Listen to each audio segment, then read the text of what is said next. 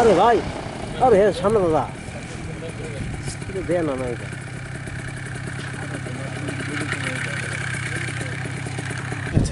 Actually প্যারামোটরটা পুরোটা হচ্ছে আপনার এটা একটা এয়ার স্পোর্টস।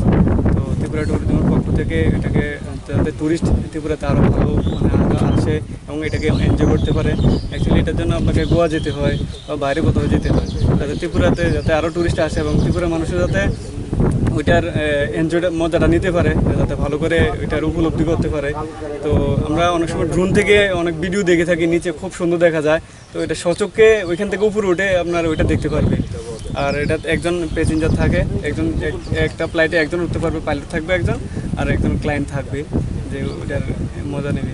আর একটা ফ্লাইটে আপনার ওইটা ডিপার্টমেন্ট থেকে ধার্য করে দেওয়া হবে কত টাকার বিনিময়ে কতটুকু টাইম দেওয়া হবে। ম্যাক্সিমাম আমরা যেখানে ট্রেনিং করেছিলাম ওইখানে 8 থেকে 10 মিনিটের জন্য 2,500 টাকা নেওয়া হতো একজনের